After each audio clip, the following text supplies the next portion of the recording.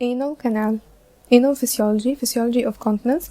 Factors which maintain continence to stools and flatus are anal sphincters, puborectalis and anorectal angle, sensation in the rectum, neuromuscular reflexes, folds of Houston and anal cushions. Anal sphincters. The internal anal sphincter, this is the major determinant, contributes by 80% of the resting pressure within the anal canal. It's under autonomic control, inhibited by the parasympathetic and stimulated by the sympathetic nervous system, principally controls the continence of flatus. External sphincter contributes by 20% of the resting pressure within the anal canal. Striated muscle supplied by somatic nerves. Its division during fistula surgery leads to minor functional disability. Puborectalis and anorectal angle. The puborectalis muscle forms a sling which pulls anorectal junction forwards to maintain its right angle. Electromyography revealed continuous basal resting activity, which is controlled by spinal reflexes with no conscious effort, even during sleep. Loss of spinal reflexes and spinal cord injury or damage to puborectalis leads to fecal incontinence. If intra-abdominal pressure is raised by coughing or lifting heavy objects, anterior rectal wall compresses into the upper anal canal, leading to its occlusion. Neuromuscular reflexes in the pelvic floor and external sphincter. There is a spinal reflex between the rectus muscle on one hand and the pelvic floor and external sphincter on the other. Contraction of the abdominal wall muscles during any form of straining leads to intra-abdominal pressure increase, and anal sphincters with the pelvic floor muscles contract, preventing stress fecal incontinence. Sensation in the rectum. It produces awareness of filling, which contributes to continence. The stretch receptors for this sensation are located in the levator ani muscle and external anal sphincter. The mucosal lining of the upper part of anal canal contains receptors which discriminate between flatus and feces. Folds of Houston. These are folds of rectal mucosal membrane. Manometry suggests that they have minor role in continence. Anal cushions, formed by terminal branches of the superior hemorrhoidal vessels. The mechanism of defecation, rectal distension by stools or flatus, leading to relaxation of the internal sphincter. Small part of rectal contents enter the upper anal canal. Sampling reflex. The sensitive epithelium in upper anal canal can differentiate its type, whether being flatus, liquid, or solid stools. According to circumstances, if convenient, the subject relaxes the external sphincter and the puborectalis, leading to widening of the anorectal angle. Straining will expel the rectal contents to the outside. If not convenient, the puborectalis and external sphincter contract, pushing the sample of luminal contents back upwards. Pilonidal sinus. Definition: a subcutaneous granulating cavity originally described as nest from the Latin word nidus, containing hair from the Latin pilus, and connected to skin by midline openings, and this is called the sinus at well. Pilonidal sinus is an anal disease which is described in this chapter because of its closeness and possible misdiagnosis as anal fistula. It's a common minor condition of the skin overlying the sacrum. Etiology. The exact etiology is not known, but there are two possible theories: congenital theory and acquired theory. Congenital claims that congenital dermal inclusions overlying the lower sacral region get infected and present after puberty. Acquired, and this is a more acceptable theory, assumes that loose hairs from the head or back gravitate to the skin over the sacrum and coccyx in the presence of pressure from sitting or rolling movement of the buttocks, sweat, and poor hygiene. The hairs are drawn through the skin to accumulate in the subcutaneous tissue with debris and organisms. The following facts favor the acquired theory: liability to repeated recurrences. The tip of the hair is always directed inward. Microscopic examination shows only loose hairs in the cavity, but there are no hair follicles. Pilonidal sinus may occur in other areas and the umbilicus and in the webs of fingers of the barbers. Pathology.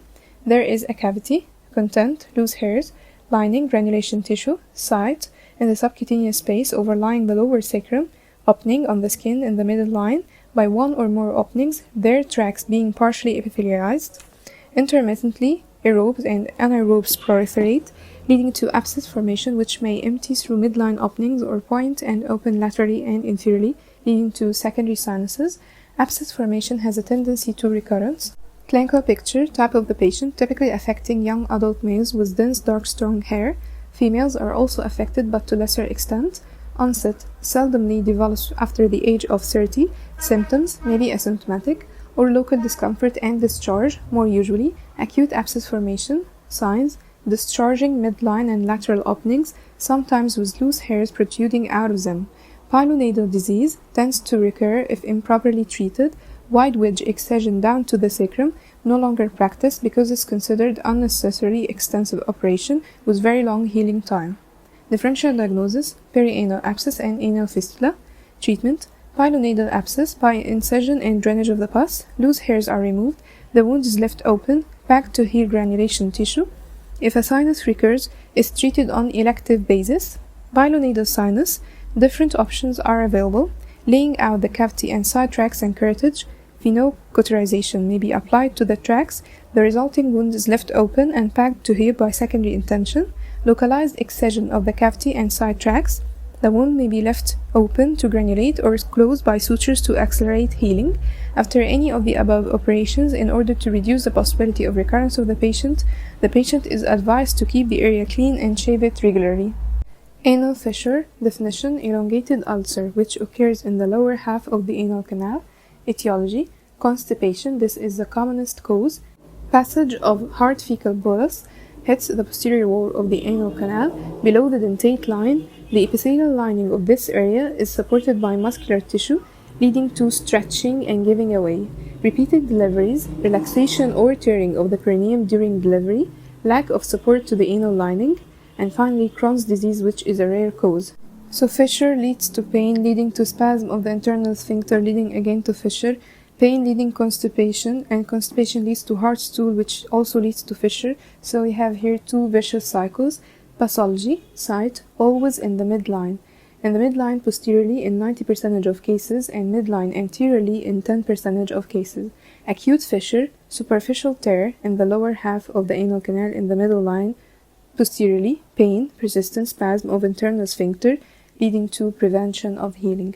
While chronic fissure, if the patient is not treated efficiently, the fissure will proceed to the chronic stage where secondary pathological changes occur. The margins become indurated, fibrosis in the underlying internal sphincter muscle, leading to narrowing of the anal canal. An anal papilla may develop at the upper end of the fissure. Sentinel pile, edematous tag of skin which may form at the lower end of the fissure. Perianal abscess, anal suppuration develop in relation to the fissure, which bursts, leading to subcutaneous anal fistula. So the pathological changes are induration, fibrosis, papilla, sentinel pile, perianal abscess. Clinical picture: symptoms: pain, the main symptom, sharp, agonizing in character, onset, starting during defecation, duration, continue for few hours after defecation, course, the patient gets some relief until the next defecation. In subacute cases, patient gets some remission for few days or weeks, but usually the pain recurs. Constipation: the severe pain of the fissure makes the patient postpone defecation, leading to more constipation. As we have mentioned, it's a vicious circle. Bleeding: only a slight streak of the blood on the surface of the stools compared with hemorrhoids. Anal discharge: slight. If abscess forms and bursts, it leads to purulent discharge. Reflex symptoms: common, burning micturition, dysmenorrhea, pain along the sides. Signs: in acute anal fissure, by inspection, the anal verge reveals tightly contracted, puckered anus. If the two gluteal folds are gently pulled laterally, a small tear seen in the middle line posteriorly. DRE: very painful and advisable not to do it. In chronic fissure inspection, the fissure is seen.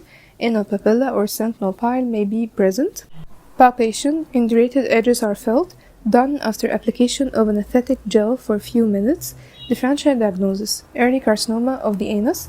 Fissures due to Crohn's disease, usually multiple, occurring at any site, not very painful, and they are not indurated. Tuberculous ulcers have undermined cyanotic edges. Anal chancre presents as painful ulcer. Treatment: acute fissure, essentially medical, but surgery is sometimes needed. The aim: to relieve the persistent spasm of the anal sphincter, leading to healing of the fissure. Treatment: lifestyle changes, high fiber diet and some laxatives to ensure bulky soft stools. Frequent warm water bath is a sedative. Medical: local anesthetic ointment as 2% or 5% ligonocaine. Glycerol trinitrate ointment 0.2% or bethanicol ointment 1%. Suitable doses of analgesics are prescribed. Surgical: if all previous measures fail to relieve the pain within a few days, do lateral internal sphincterotomy under general anesthesia. Chronic fissure treatment is surgical. If the fissure is not very chronic, lateral internal sphincterotomy operation, it's very successful. The internal sphincter is divided at the 3 o'clock position. Relieving the spasm of the internal sphincter allows healing. The operation can be done by closed or open method. If the fissure is heavily fibrosed with sentinel pile, fissurectomy and posterior internal sphincterotomy. A triangular segment with its apex upwards, including the fissure, anal papilla, and sentinel pile, is excised. The excision includes the fibrosed part of the internal sphincter muscle as well. Local injection of botulinum toxin. This is a recent line. Any patient with atypical presentation of anal fissure, histopathological examination of the excised specimen should be performed. Differential diagnosis of painful anal conditions, anal fissure, perianal suppuration, prolapsed strangulated piles, acute perianal hematoma, carcinoma of the apex, and proctalgia fugax, idiopathic. Hemorrhoids or piles. In Greek, hema means blood, white rose means flowing. In Latin, pila means ball. Those are information ما تهمكش. So the accurate terminology should be hemorrhoids if the main complaint is bleeding per rectum, and piles if the main problem is prolapse. Anatomy, anal cushions. Vascular plexus beneath the epithelial lining of the anal canal form terminal branches of the superior hemorrhoid vessels. Are usually arranged at 3, 7, 11 o'clock positions around the circumference of the anal canal, playing important role in the normal continence mechanism. Their congestion, enlargement, and prolapse leads to hemorrhoids. Types: internal, external, and interno-external hemorrhoids. Internal hemorrhoids lying above the dentate line, covered by mucous membrane with bright red or purple in color. External hemorrhoids lying below the dentate line, covered by skin. Interno-external hemorrhoids develop if both are present. Etiology: primary hemorrhoids. This is the most common. No definitive cause. Predisposing factors are suggested, such as genetic factors. They are more common in families. Congenital weak mesenchyme may play a role, and chronic straining at defecation. Anatomical factors. Venous drainage of the anal cushions may contribute as follow. The anal canal cushions lie unsupported in loose submucous layer, leading to degeneration with aging, also supporting elastic tissue, engorgement, and dilatation, leading to hemorrhoids. The tributaries of the anal cushions penetrate the muscular wall of the rectum before joining the superior rectal veins, compressed during defecation, especially in prolonged straining.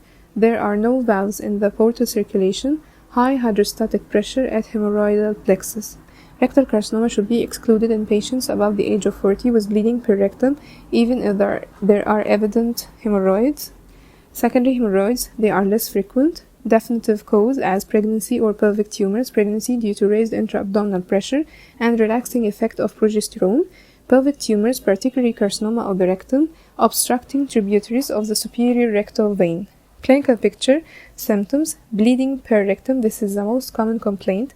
Hemorrhoidal bleeding characterized by occurring with straining, usually at the end of defecation. Fresh bright red, jet or drops are separated from the stool. Prolapse.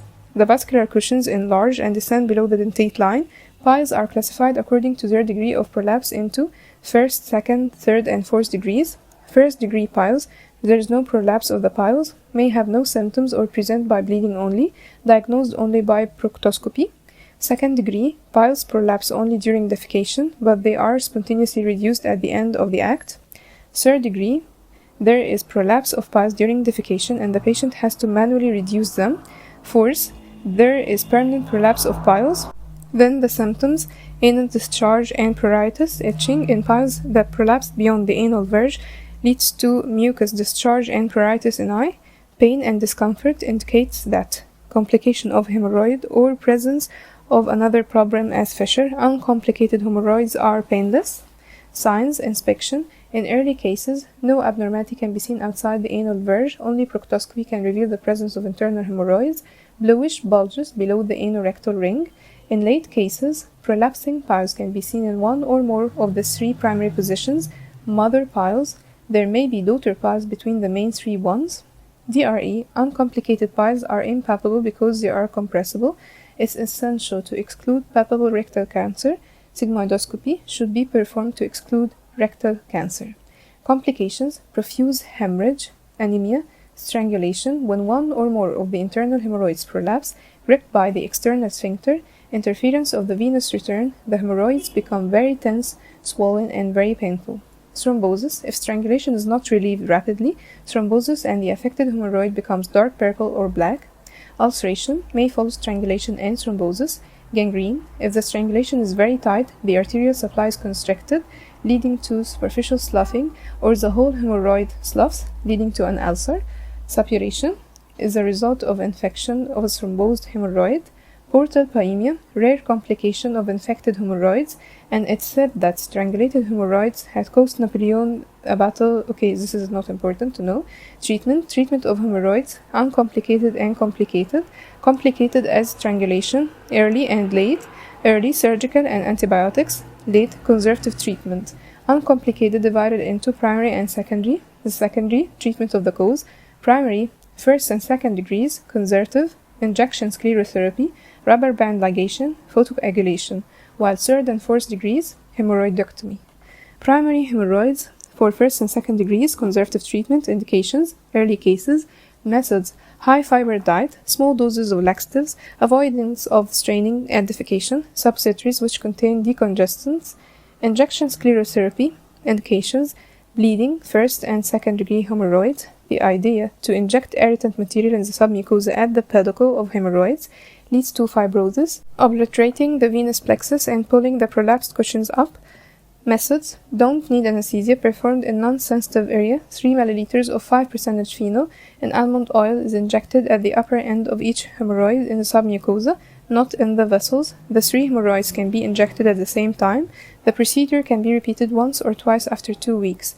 Complications, severe pain if the injection is done at a low position in the sensitive anoderm, necrosis of the underlying mucosa if the injection is superficial, hematuria if the injection is deep, allergic manifestations, and submucous abscess formation.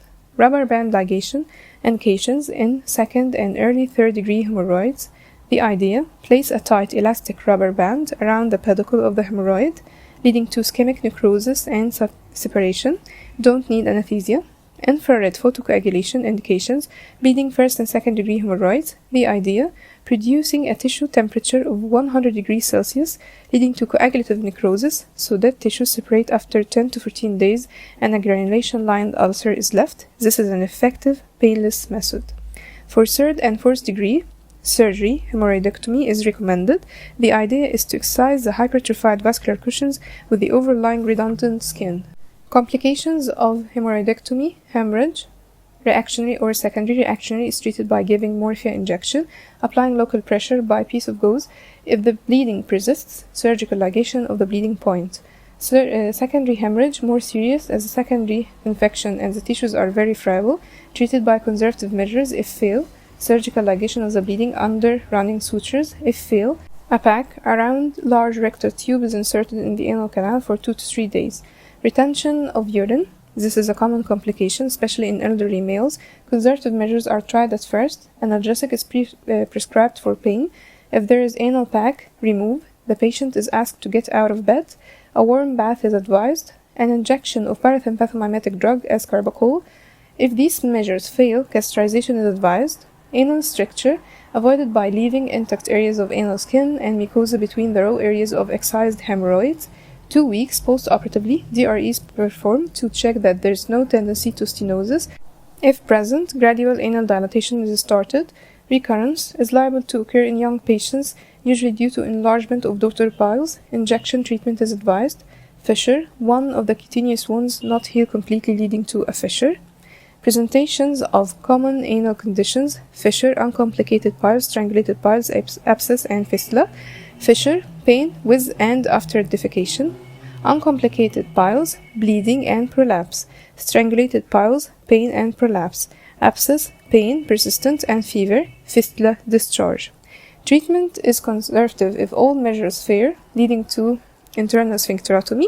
Secondary hemorrhoids, treatment of the cause. Treatment of prolapsed strangulated hemorrhoids. Early cases, surgical intervention under antibiotics. Delayed cases, the tissues are friable and may be secondary infected, so there are conservative measures: rest in bed, antibiotics, analgesics, frequent warm bath, decongestive ointments, local compresses by lead subacetate lotion. The anal glands, they are located in a plane between the internal and external anal sphincters, communicate by their ducts to the anal mucosa at the level of the dentate line. Acute perianal hematoma or thrombosed external hemorrhoid. Etiology: very painful condition due to rupture of dilated anal vein, secondary to straining and defecation, coughing or lifting heavy weight, leading to hemorrhage in the loose subcutaneous connective tissue, usually in the lateral position. Clinical picture: tense, tender bluish swelling, covered by smooth shining skin.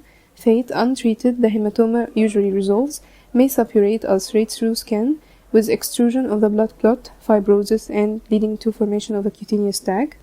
Treatment: early cases with severe pain, evacuation of the hematoma. Anorectal abscess. Etiology: primary anorectal abscess due to infection of the anal glands or the skin of glands by gram-negative bacilli, leading to intersphincteric abscess, which may spread downwards, leading to perianal abscess, outwards, ischiorectal abscess, inwards, submucous abscess. In the majority of these abscesses, there is an inner opening in the anal canal. Drainage of abscess leads to formation of fistula. Infection of the epicrine glands or hair follicles of the perianal skin leads to perianal suppuration in 15 to 25% of cases. The causative organelles are staphylococcal and there is no communication with the anal canal. Secondary anorectal abscess, inflammatory bowel disease as Crohn's and ulcerative colitis, specific infections as TB, anorectal carcinoma, infection of the perianal hematoma, thrombosed hemorrhoids, or anal fissure leading to fissure abscess. Classification and etiology: perianal, ischiorectal, submucous, and pelvirectal abscess. Incidence for the perianal 60%, ischiorectal 30%, submucous 5%, and pelvirectal 5%. For the site of perianal abscess, subcutaneously adjacent to the anal orifice, ischiorectal in the ischiorectal space, submucous abscess in the submucous space above dentate line, pelvirectal abscess between the upper surface of the levator ani and pelvic peritoneum. Etiology: for the perianal abscess, downward spread of an intersphincteric abscess or infection of a perianal hematoma. For the ischiorectal abscess, to lateral extension of an intersphincteric abscess, submucous abscess, inward spread of intersphincteric abscess, and infected piles after injection. For the pelvirectal abscess, this is actually a pelvic abscess secondary to appendicitis, salpingitis, or diverticulitis, injury of the levator ani muscle by an instrument during drainage of an ischiorectal abscess, which is a rare cause. Clinical picture: for the perianal abscess, pain and constitutional symptoms, they are not marked. Ischiorectal abscess, high fever with marked constitutional manifestations, large, indurated, tender swelling, filling the ischiorectal space. There is throbbing pain and pitting edema. Submucous abscess, severe pain and fever, but nothing is seen outside the anal verge, can cause pyrexia of unknown origin, DRE, tender boogie swelling. Pelvirectal abscess, tender boogie swelling.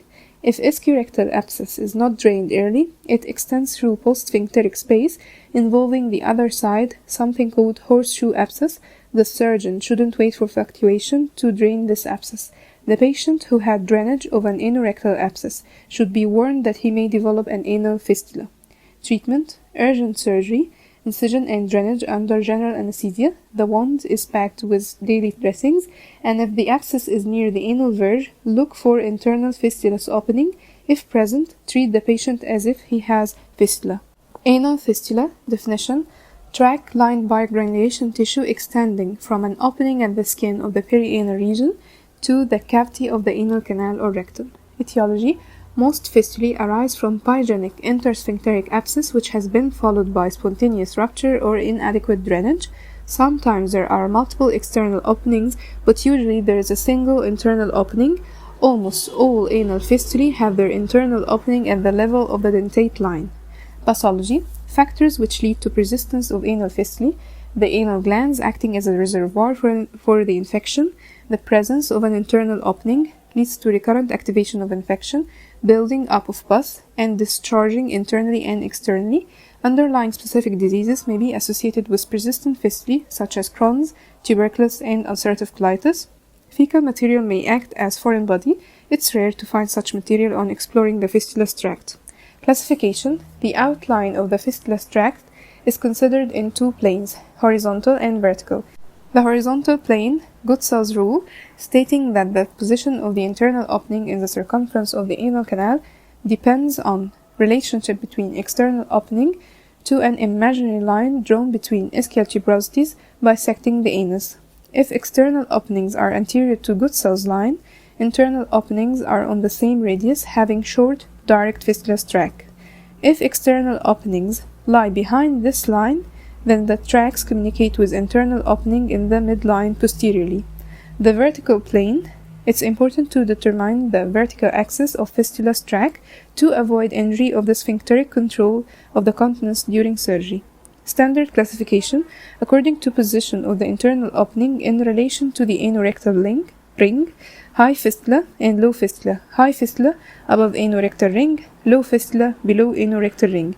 And there is a new classification, Park's classification, according to the course and relation of the fistulous tract to the anorectal sphincter muscles. They are divided into intersphincteric fistula, beginning at the dentate line, extending to the perianal skin, traversing the plane between internal and external anal sphincters; transsphincteric fistula, beginning at the dentate line, traversing both internal and external anal sphincters. Openings through ischiorectal fossa in the perianal skin may be complicated by additional blind tracts. Subsphincteric fistula, beginning at the dentate line, communicating with an intersphincteric abscess cavity, then traversing the entire thickness of the external sphincter and puborectalis muscle. That's why it's called suprasphincteric. Open in perianal skin after downward passage across the ischiorectal fossa. External sphincter or supralevator fistula, opening in the rectal wall, traversing the ischiorectal fossa through levator ani muscle. Another opening in the perianal skin, their tract coursing outside the plane of the external anal sphincter. Usually have an intermediate communicating tract passing through the external and internal sphincters to the original internal opening at the level of the dentate line of the anal canal. These fistulae are usually complex and have several causes such as high anorectal abscess rupturing into the rectum, rectal Crohn's disease, pelvic abscess and rectal trauma.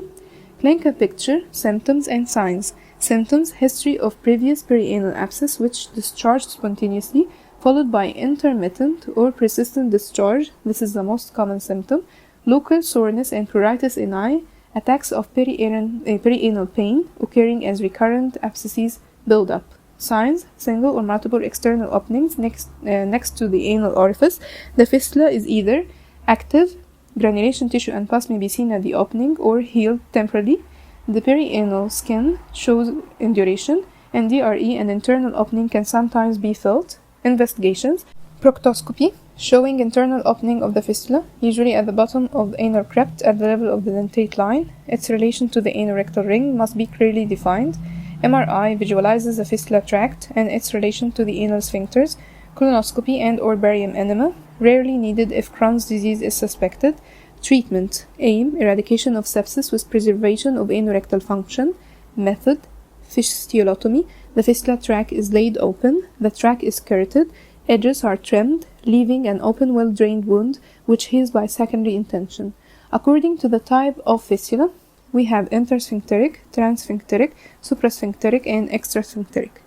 Intersphincteric fistula, divided part, the part of the internal sphincter, effect on continence, no disturbance. Transsphincteric fistula, the divided part is part of internal sphincter and superficial part of external sphincter, so the effect on continence some minor temporary disturbance. For the suprasphincteric fistula, either stage fistulotomy leading to better continence, or single-stage fistulotomy leading to entire sphincter anal mechanism, and this surely produces incontinence. Extrasphincteric fistula, the divided part, proximal colostomy, plus stages fistulotomy, plus treatment of the underlying cause. Effect on continence: treatment is complicated and complex.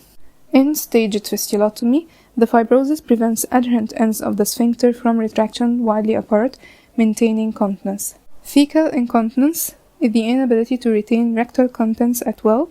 Etiology: damage to the anal sphincter mechanism by obstetrical trauma, complete perineal tear, surgical trauma during surgery for high anal fistula, accidental trauma, complete rectal prolapse. The prolapsing rectum stretches the anal sphincters, leading to damage. Neurological diseases, trauma or tumors affecting second, third, or fourth sacral nerves, diabetic autonomic neuropathy, and idiopathic fecal incontinence. Excessive descent of the perineum with straining is a common accompanying feature with rectal prolapse, leading to traction of the pudendal nerve and neuropathy. Diarrhea accentuates incontinence and may even produce it in patients with borderline weak sphincters. Assessment: clinical, for the degree of incontinence, to flatus only, to flatus and fluid stools, or to solid stools as well. History of trauma, surgery, or difficult labor. Rectal prolapse, sphincter contraction, and neurological assessment. Investigations: manometry, to detect rectal function, length of anal sphincters and their strength. Electromyography, to assess function of the pudendal nerve. Difficography, to assess anorectal angle. Transanal ultrasound and MRI accurately localize the site of sphincteric damage. Treatment: conservative and surgery. Conservative indications: mild cases. Methods: constipating agents and dietary manipulations to sicken the stools, anal sphincters, and pelvic floor exercises. Biofeedback: evacuating the bowel completely with glycerine suppository in the morning and avoid soiling later in the day. Surgery: repair the divided sphincters. Rectopexy: restore continence to 50% of those having complete rectal prolapse. Post-anal repair. Indications: idiopathic incontinence. The aim: to restore the right angle of the anorectal junction. The levator ani and sphincters are plicated behind the anorectal junction, pushing it forwards. If the anal sphincters is severely disrupted, the gracilis muscle is mobilized to encircle the anal canal. This is a new sphincter. A special pacemaker is implanted to transform the muscle from a fast twitch to slow twitch muscle. Malignant tumors. Pathology. Types: squamous cell carcinoma, this is the commonest type, arising from anoderm. Adenocarcinoma, less common, arising from above dentate line.